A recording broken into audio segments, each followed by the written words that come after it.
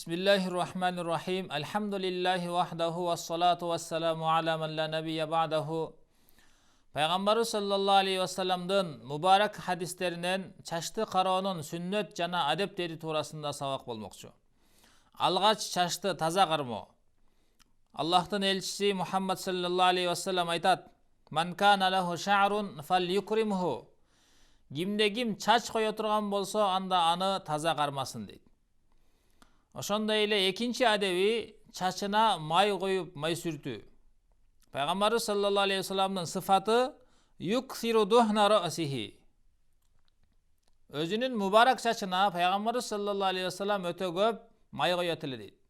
Пайгамбар саллаллаху алейхи вассаламга эң жаккан май кайсыл десе зайтун майы болчу. Андыктан чачты зайтун май менен майлоо адамдын акыл эсине дагы чачына дагы пайдалуу. Üçüncüden gez çaçını tarap turu. Abdullah ibn Mughaffal radıyallahu anhu aytat: Peygamber sallallahu aleyhi ve sellem gez çaçtı tarap turuga buyurgan ele. Oşonda ile çaçtı tarodo oң jaktan baştoga көңүл buru. Ayşe radıyallahu anha aytat: Kanan nabiyyu sallallahu aleyhi ve sellem yu'cibuhu tayammunu fi tana'ulihi ve tarajjulihi ve tuhurihi ve fi şa'nihi kullihi. Allah'tan elçisi Muhammed sallallahu aleyhi ve sellem özünün but kiyim giysünde, çaşın taroosunda, tazalığında jada kalsa ar bir işinde oң jaktan baştoonu jaktırat ele degen. Oşol sebepten çaştı oң jak tarabынан taro jana kez sünnetke ылайыктуу çaştı koyуу dagы durus. Çaş koygan учурда çaçını Peygamber sallallahu aleyhi ve sellem iki jaka bölüp tarap жүрөт эле. Жана эске ала турган маселе чач койгондо бир жагын узун кылып коюу, кээ бир тараптарын кыска кылып коюудан сактануу. Себеби Ибн Умар радıyallahu anhu айтат: "Наха Расулуллахи саллаллаху алейхи ва саллама анил казаи." Rasulullah sallallahu aleyhi ve sellem kaza kılуудан, тактап айтканда чачынын кээ бир жерлерин кыска кылып коюу, кээ бир жерлерин узун кылып коюудан тыйып кеткен. Ошол себептен чач койгондо дагы бардык тарабын бирдей кылып коюу жана чачын алдырууда, кыскартууда оң тарабынан баштоо ушул сүннет болуп саналат. Пайгамбар саллаллаху алейхи ва саллем Жамратул Акаба шайтанга ташатып нахыр кылды. Андан кийин мубарак башынын оң тарабындагы чачтарын алдырып, кийин сол тарабындагы чачтарын алдырган.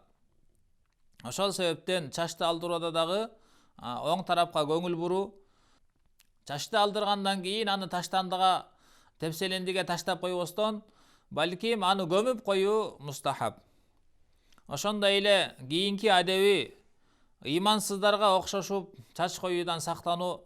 Пайгамбар саллаллаху алейхи ва саллем өзүнүн мубарак хадисинде мындайча баяндайт: "Лайса минна ман ташаббаха би гайрина."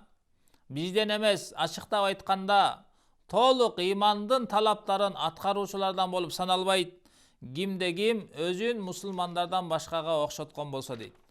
Ошол себептен чач койгондо мусулмандардан башкаларды окшошуудан, ошол себептен мусулмандан башка ыймансыздарга окшошуп чач коюудан алыс болуу жана аял кишилер эркектерге окшошуп чач коюудан дагы сактаныш керек. Ибн Аббас радıyallahu anhu өзүнүн мубарак хадисинде баяндайт: "Ла'анан набийю саллаллаху алейхи ва саллама ал-муташаббихуна минар rijali bin nisa wal mutashаbbихату минан нисаи bir rijal."